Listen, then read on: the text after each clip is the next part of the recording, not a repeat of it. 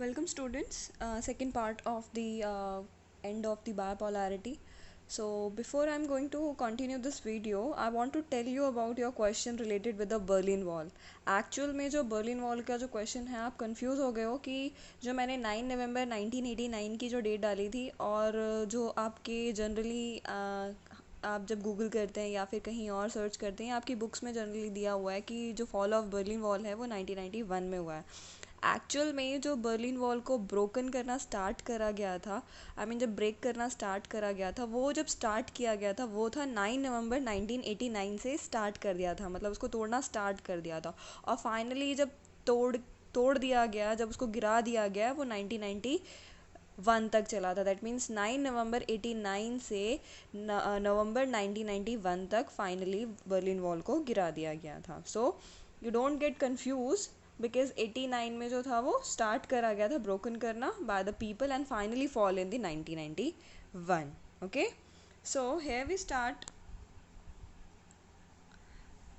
Why did the Soviet Union disintegrated? The biggest question in the in this part is how did how did the second most powerful country in the world suddenly disintegrate? मतलब second most powerful, most economically powerful, most nuclear weapon वाली जो country है वो suddenly disintegrate कैसे हो जाती है, टूट कैसे जाती है?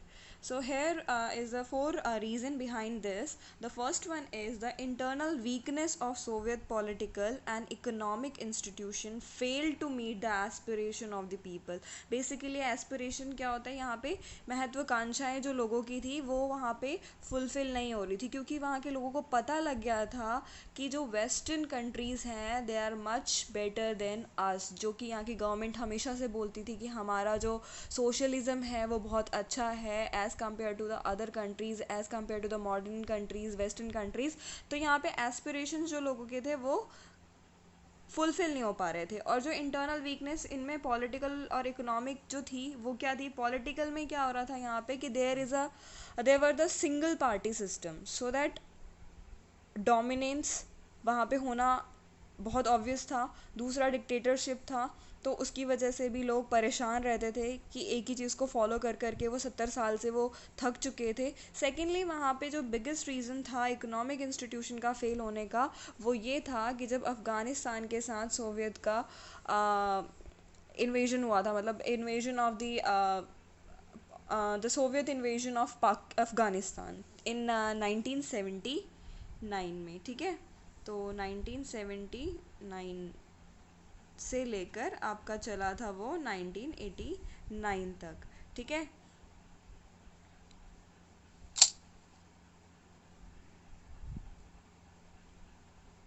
सो यहाँ पे जब हम देखेंगे, जब 1979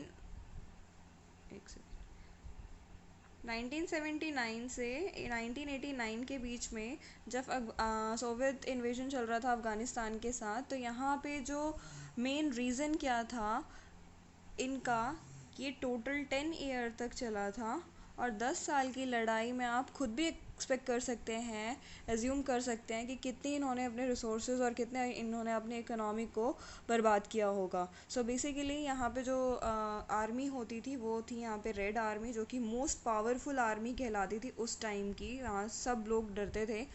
और यहाँ पे जब अफ़गानिस्तान के साथ उनकी लड़ाई हुई थी तो अफ़गानिस्तान को जो सपोर्ट कर रहा था, दैट मीन्स कि यहाँ पे जो सेकंड मोस्ट पावरफुल जो कंट्री थी उसके साथ अफ़गानिस्तान से वो कैसे हार गई, तो यहाँ पे मेन रीज़न यही था कि अफ़गानिस्तान को यूएसए सपोर्ट कर रहा था। दैट मीन्स जो फर्स्ट हमारा पावरफुल कंट्री है वो उसको सपोर्ट कर रहा था। तो ऑब्वियसली इन दोनों का जो झगड़ा जो चला था 10 सालों में, इन्होंने अपने सारे रिसोर्सेज को, अपने मिलिट्री या फिर अपने न्यूक्लियर वेपन्स वगैरह सब कुछ इन्होंने अपने बर्बाद कर दिए थे इसकी लड़ाई में। और एट लास्ट जब ये सोवियत हार गया था, इससे उन्होंने अपनी सारी इकोनॉमी को बर्बाद कर लिया था। तो अब इस बीच में इन लोगों ने क्या किया, जो कि इनका कंज्यूमर गुड्स थे या फिर इनका जो प्रोडक्शन था वो बहुत कम हो चुका था, और इसकी वजह से इन लोगों ने इम्पोर्ट करना स्टार्ट कर दिया अपनी नेबरिंग कंट्री से, ठीक है। तो इनके पास इतना सफिशिएंट फूड भी नहीं होता था कि ये अपने पूरे के पूरे अपने सिटीजन्स को वो फुलफ़िल करा पाएँ, इसलिए उन्होंने स्टार्ट करा अपना इम्पोर्ट करना। और जो प्रोडक्टिविटी थी वो भी बहुत कम थी, और इसकी वजह से इन्होंने अपना क्या किया, इकोनॉमी को लॉस्ट कर दिया। ठीक है।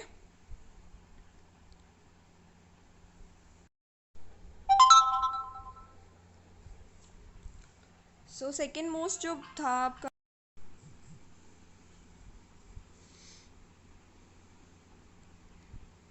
आपने देख लिया जो 70 ईयर्स इन लोगों का जो सत्ता थी वो ऑलमोस्ट ख़त्म होने को आ रही थी, क्योंकि जो इनकी रेपुटेशंस थी वो भी ख़राब हो चुकी थी।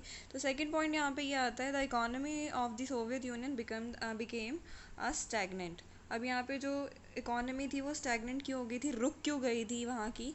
तो क्या था यहाँ पे, सोवियत इकोनॉमी जो हो गई थी वो much of its resources maintaining a nuclear and military arsenal, and another reason जो था वो था rampant corruptions, inability to correct their mistakes। अब पहले हम एक चीज़ क्लियर कर लेते हैं, जो उन लोगों की जो इकोनॉमी थी उन्होंने अपना आधे से ज़्यादा इनफैक्ट पूरा पैसा जो था वो न्यूक्लियर वेपन्स और न्यूक्लियर मिसाइल्स को और मिलिट्री में अपना पूरा मेंटेन करने के लिए खर्च कर दिया था। और दूसरा रीज़न यहाँ पे ये आ रहा था कि वहाँ पे सिर्फ डिक्टेटरशिप होने के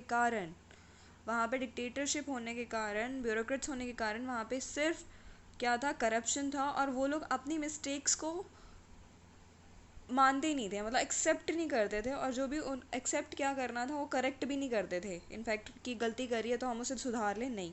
Willingness or to allow the more openness in the government where people get more privileged than ordinary citizen। अब यहाँ पे people कौन है, जितने भी यहाँ पे political leaders हैं, जितने भी गवर्नमेंट वाले लोग हैं, उन लोगों को मोर प्रिविलेज मिल रही थी, ज़्यादा रहने का जो उनका अच्छा ढंग था, उनको सारी फैसिलिटीज़ मिल रही थी।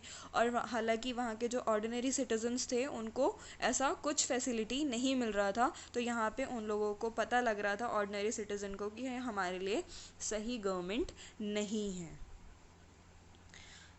Coming to the next,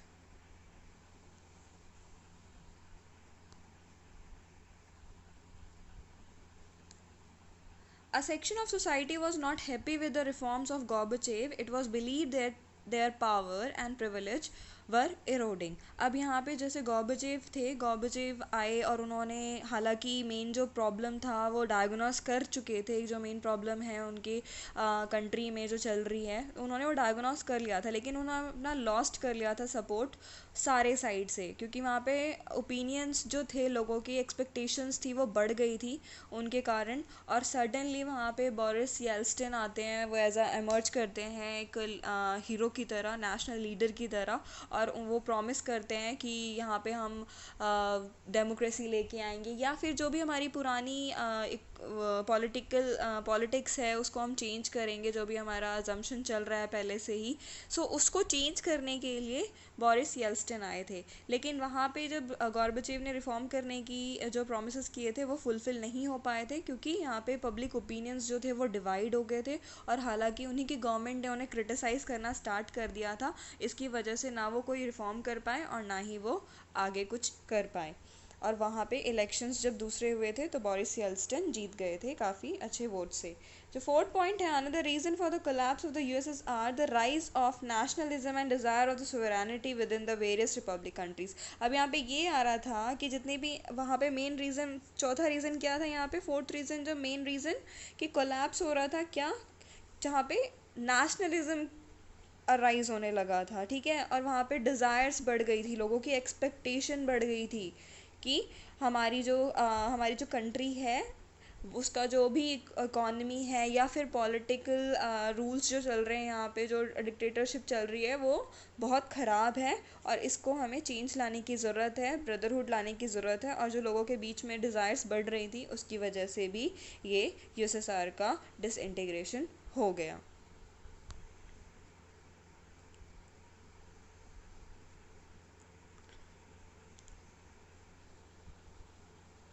So next point is the consequences of disintegration। Okay, so यहाँ पे जब कॉन्सिक्वेंसेस, क्या परिणाम निकले डिसइंटीग्रेशन के, एक तो डिसइंटीग्रेट हो गया हमारा सोवियत यूनियन, और दूसरा सडनली उसका परिणाम क्या, रिजल्ट क्या निकल रहा था, जो रीज़न था वो ये था कि it led to end of the Cold War confrontations वहाँ पे जो कोल्ड वॉर का जो पूरा सीन चल रहा था वो ऑलमोस्ट ख़त्म हो गया था, इनफैक्ट ख़त्म हो गया था, क्योंकि दो सुपर पावर्स के बीच में जो राइवलरी चल रही थी, अब उसमें से अगर एक कंट्री डिसइंटीग्रेट हो जाती है या हट जाती है तो ऑब्वियसली वहाँ पे क्या बची, एक। तो यहाँ पे कन्फ्रंटेशन जो था वो तो ऑब्वियसली ख़त्म हो गया। दूसरा यहाँ पे था, there were no disputes of socialist ideology and the capitalist ideology. दो आइडियोलॉजिकल कॉन्फ्लिक्ट्स चल रहे थे between two countries, two super power countries, तो वहाँ पे वो डिस्प्यूट्स भी ख़त्म हो गए, क्योंकि एक जो सोशलिस्ट कंट्री थी उसका डिसइंटीग्रेशन हो गया, वो ख़त्म हो गई। तो ऑब्वियसली वहाँ पे क्या बचा, कैपिटलिज्म, ठीक है, कैपिटलिस्ट आइडियोलॉजी बची थी। Second point is the power relation in the world politics changed, and thus it led to change in the relative influence of ideas and institutions. अब यहाँ पे क्या हो रहा था, जितने भी इनके पावर रिलेशंस थे वर्ल्ड पॉलिटिक्स में चेंज हो रहे थे, और ये चेंज क्या हो रहे थे, इन्फ्लुएंस कर रहे थे आइडियाज़ और इंस्टीट्यूशन। अब यहाँ पे एक सुपर पावर बचने के कारण जो यहाँ पे सिर्फ एक चीज़ फॉलो होने वाली थी, वो क्या थी, कैपिटलिस्ट इकोनॉमी। और वो एक डोमिनेंट वे में पूरे के पूरे इंटरनेशनल लेवल पे छा गई थी, क्योंकि यहाँ पे जितने भी सोवियत के अलाइज थे वो भी क्या कर रहे थे, कैपिटलिस्ट को अडॉप्ट कर रहे थे। तो यहाँ पे क्या हुआ, इंटरनेशनल लेवल पे किसका स्प्रेड हुआ, कैपिटलिस्ट इकोनॉमी का। ठीक है, यहाँ पे सुपर पावर की जो आइडियोलॉजी थी, यूएसए की जो आइडियोलॉजी थी कैपिटलिज्म, और कैपिटलिज्म को पूरे वर्ल्ड वाइड इंटरनेशनल लेवल पे अडॉप्ट किया गया। The international system saw many new players emerge, each within its own identity, interest and economy and political difficulties. अब यहाँ पे क्या था, टू बाइपोलर था ना, अब यहाँ पे दो सुपर पावर्स थी, एक ख़त्म हो गई, तो जो अब यहाँ पे एक बची, अब उसके साथ जब डेमोक्रेसी आई, डेमोक्रेसी में क्या हुआ, सब अपनी अपनी आइडेंटिटी के साथ, अपने इंटरेस्ट के साथ, अपनी इकोनॉमिक के साथ, अपने पॉलिटिकल कन्फ्रंटेशन के साथ बाहर उभर के आए। तो यहाँ पे क्या हुआ, मल्टीपोलर हो गया। अब सबको डेमोक्रेसी यहाँ मिली और सब अपने अपने एक्सप्रेस करने लगे अपने आप को, नए नए जितनी भी कंट्रीज अमर्ज होके आई वो अपनी सारी चीज़ें लेकर आई।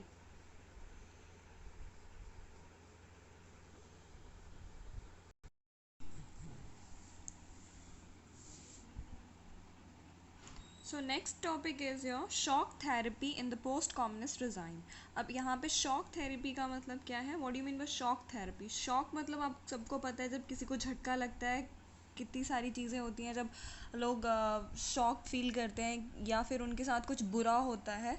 और थेरेपी मतलब उनको थेरेपाइज करना, दैट मीन्स उनको चीज़ों को सुधारना या थेरेपी देना, चीज़ें जैसे सुधर जाएं या फिर उनकी हेल्प करना। तो यहाँ पे दोनों ही मिक्स करके चल रही थी, पहले उनको शॉक दिया गया, उसके बाद वहाँ पे उनको थेरेपी प्रोवाइड करी गई। तो यहाँ पे यूएसएसआर में जो सोवियत में क्या चल रहा था, शॉक थेरेपी वाला पीरियड आ गया था, और ये पीरियड जो था ना बहुत पेनफुल मोमेंट था for the all the communist nation. Actual में जो ये था वो ट्रांजिशन पीरियड था। So here we look the model of the transition in Russia, Central Asia, and the East Europe from an authoritarian socialist system to a democratic capitalist system. अब यहाँ पे क्या चेंज हो रहा है, ट्रांजिशन बहुत ही ज़्यादा पेनफुल मोमेंट था, जो 70 साल का रूल था वो सडनली ब्रेक डाउन हो रहा है, और ब्रेक डाउन होने के बाद जो 70 साल से ये लोग फॉलो कर रहे थे वो अब सडन चेंज आने वाला पीरियड आ गया था। मतलब जो मॉडल ऑफ ट्रांजिशन था वो चेंज हो गया था। ओके, सो नेक्स्ट जो आपका आता है यहाँ पे,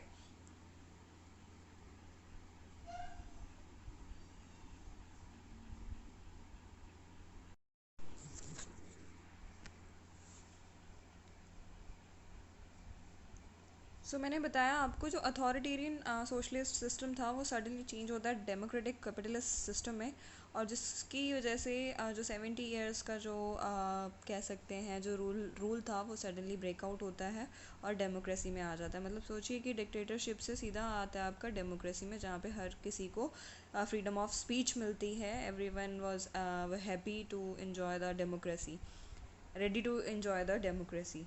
So next is the process of transition due to the collapse of the communism. अब ये ट्रांजिशन पीरियड क्या था, कम्युनिज्म का एंड था, मतलब कम्युनिज्म का जो कोलैप्स हो गया था जिसकी वजह से ये ट्रांजिशन पीरियड स्टार्ट हुआ. जो थर्ड है, there was a need to make a total shift to the capitalist economy which is meant routing out completely any structure evolve during the Soviet period. अब एक्चुअली में जो 70 साल से जो चलता हुआ आ रहा था उस चीज़ की जो जड़ें मजबूत हो रखी थी उन सारी चीज़ों को निकालना था जड़ से और दोबारा से एक नई चीज़ को शिफ्ट करके लेके आना था. कैपिटलिज्म इकोनॉमी को फिट करना था, उसके स्ट्रक्चर को इवॉल्व करना था सोवियत पीरियड में. ठीक है. सो फोर्थ आता है आपका shock therapy also evolve a drastic change in the external orientation of these economics. अब यहाँ पे क्या हुआ, एक शॉक थेरेपी जो था एक ड्रास्टिक चेंज लेके आया इकोनॉमी में, जिसकी वजह से जितनी भी इकोनॉमी का जो फ़र्क पड़ रहा था, जैसे कि यहाँ पे प्राइवेट फार्मिंग स्टार्ट हो गई. जब पहले कलेक्टिव फार्मिंग होती थी और सडनली अब क्या हुआ, प्राइवेट फार्मिंग होने लगा. मतलब जो भी रिप्लेस्ड हो रहा था कलेक्टिव से प्राइवेट फार्मिंग की तरफ, कैपिटलिज्म आ गया था एग्रीकल्चर के अंदर. यहाँ पे ट्रांजिशन रूल जो था वो बहुत ही ऑल्टरनेटिव वे में चल रहा था. मतलब यहाँ पे स्टेट कंट्रोल से सीधा आपका जो सोशलाइजिंग और कैपिटलिज्म की तरफ बढ़ता जा रहा था. तो ये जो शॉक थेरेपी थी वो बहुत ज़्यादा ड्रास्टिक चेंज लेके आ रही थी ओरिएंटेशंस में. ठीक है.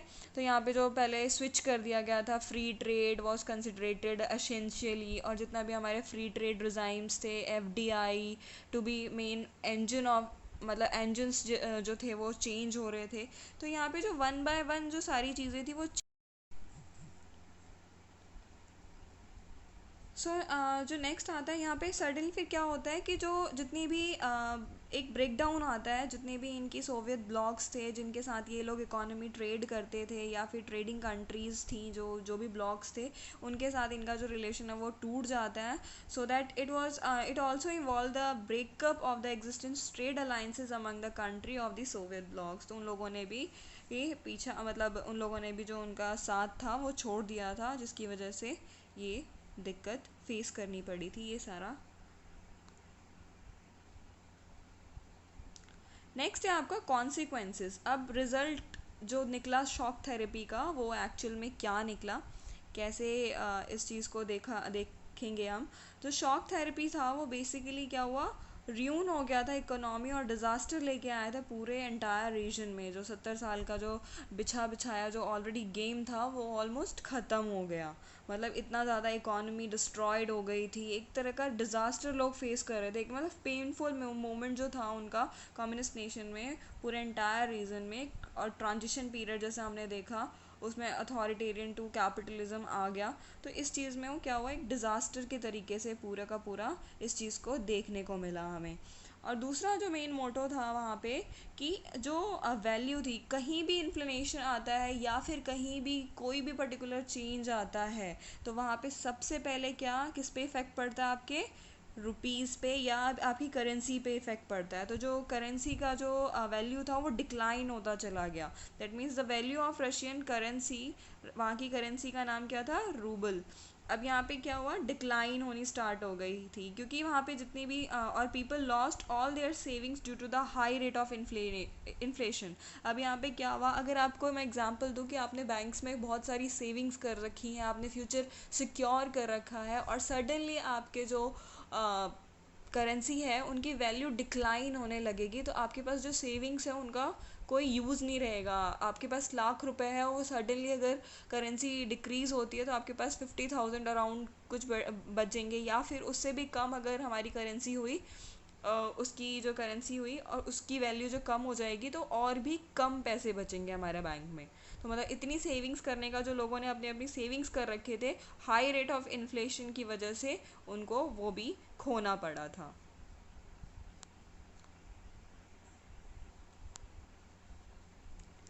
थर्ड आता है आपका the government withdraw subsidies which pushed large section of the people into poverty. The middle class were pushed to the fair society. अब यहाँ पे क्या हुआ कि जितने भी वहाँ पे गवर्नमेंट ने सब्सिडीज़ दे रखी थी, मैंने आपको स्टार्टिंग में ही बताया था, जैसे कम्युनिज्म में क्या था, everything comes under the control of government, everything given by the government. सो यहाँ पे छोटी छोटी चीज़ जैसे हेल्थ फैसिलिटीज़, एजुकेशन सिस्टम हो गया, ठीक है, मिनिमम स्टैंडर्ड ऑफ लाइफ जो हो गया, और लिविंग स्टैंडर्ड जो हो गया इनका, वो सारी चीज़ें गवर्नमेंट के अंडर में आती थी। अब वहाँ पे गवर्नमेंट ने सारी चीज़ें सब्सिडीज़ को ख़त्म कर दिया, हटा दिया। इसकी वजह से क्या हुआ, जो नॉर्मल पीपल्स थे, वहाँ के सिटीजन्स थे, उनको पॉवर्टी देखने को मिली, या पॉवर्टी के अंडर में आ गए वो, और मिडिल क्लास जो नॉर्मल थी वो एक और ज़्यादा लोअर सेक्शन में आके कन्वर्ट हो गई।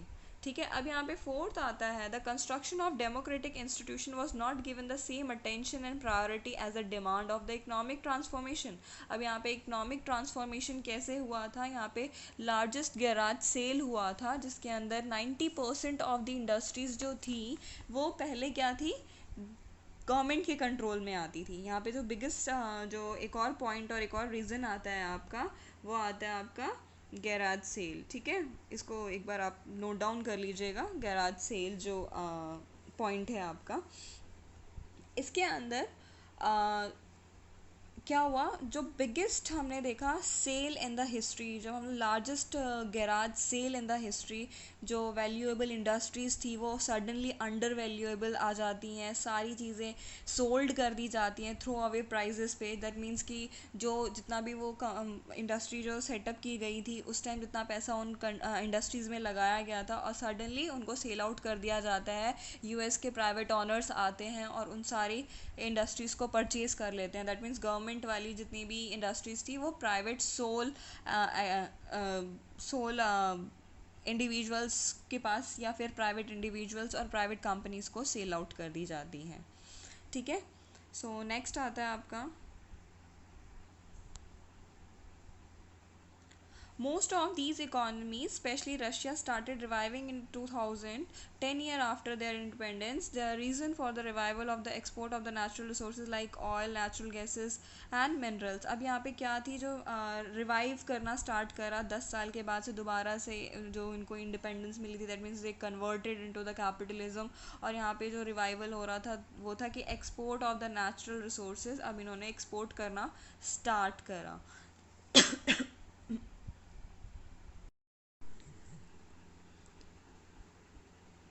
So next part is the India and the post communist countries. अब यहाँ पे क्या हुआ कि इंडिया ने काफ़ी अच्छा रिलेशन मेंटेन कर रखा था। अगर आप प्रीवियस वीडियोस में देखोगे, मैंने एक बहुत ही ड्रामेटिकल वे में समझाया भी था कि इंडिया को जब ज़रूरत पड़ी थी, आई मीन पॉलिटिकल वे में जब ज़रूरत पड़ी थी, जब हमारा 1971 में वॉर हुआ था पाकिस्तान के साथ, तो Soviet was standing behind us. ठीक है, तो यहाँ पे जो पहला रिलेशन जो हमारा था वो बहुत अच्छा रिलेशन था हमारे कम्युनिस्ट कंट्रीज़ के साथ, जो स्ट्रॉन्गेस्ट रिलेशन में से माना जाता है और आज भी है। नेक्स्ट है आपका, Indo relation is an important aspect of the foreign policies. अब यहाँ पे क्या हुआ, इकोनॉमिक वे में अगर हम देखें तो सोवियत यूनियन ने काफ़ी अच्छा असिस्ट कर रखा है to the public sector companies at the time when such assistance was difficult to get. That means it gave aid to us, like technical assistance for the settlement of the steel plants, like in Bokaro और भिलाई, विशाखापट्टनम, और काफ़ी सारी machinery plants like भेल, मतलब Bharat heavy electrical limited जो हम कहते हैं, भेल बोलते हैं। तो काफ़ी, और one of the most important thing is कि इंडिया की करेंसी को एक्सेप्ट किया था सोवियत यूनियन ने। ओके, तो Soviet union accepted Indian currency for the trade and the India was short of the foreign exchange. अब पॉलिटिकली हमने देखा कि कश्मीर इशू में भी यूएन में जब हमें पोजीशन लेनी थी, कश्मीर में हमें पोजीशन लेनी थी, तो यहाँ पे सोवियत यूनियन ने हमें सपोर्ट किया था, और पाकिस्तान की वॉर के टाइम भी हमें सपोर्ट किया था। और हालांकि दूसरा जो मिलिट्री वेपन्स के थ्रू है, हार्डवेयर जो चीज़ें हैं हमारी, उसमें मिलिट्री टेक्नोलॉजीज़ में भी काफ़ी ज़्यादा एग्रीमेंट्स या जॉइंटली प्रोड्यूस कर रहे थे हम, और यूएस सॉरी यूएसएसआर सोवियत। ठीक है, तो हम लोग मिलके कर रहे थे। तो यहाँ पे जो बेनिफिट हमें मिले थे, लाइक यहाँ पे ये देखिए थर्ड पॉइंट, जो like Kashmir issue, energy supplies, okay, central Asia, balancing relation with China, तो ये सारी चीज़ों में हमें कहीं ना कहीं पीछे से सपोर्ट यूएसएसआर का मिल रहा था। हमेशा से रशिया जो था उसने स्टैंड लिया है हमारे लिए, बेनिफिट प्रोवाइड किए हैं, second largest arm market provide करी थी उसने, और both countries collaborated over the many scientific projects, ठीक है, साथ में मिलके हमने काफ़ी सारे प्रोजेक्ट करे थे। अब यहाँ पे एक बहुत ही इंपॉर्टेंट क्वेश्चन हैं पूरे चैप्टर से रिलेटेड, हालांकि यहाँ पे मैंने लिख दिए हैं 3 क्वेश्चन जो जनरली 6 मार्क्स में आपके आते हैं। सो ये है the first question is, what are the factors that forced the Gorbachev to initiate the reforms in the USSR? NCRTs में भी given है आपके questions, हालांकि ये maximumly हम देखते हैं कि CBSE के द्वारा ये पूछे जाते हैं। What was the shock therapy and what were the consequences of the disintegration of the Soviet Union? I hope you will do it yourself, by yourself. Okay, if you have any problem then comment in my comment sections. Till then, take care.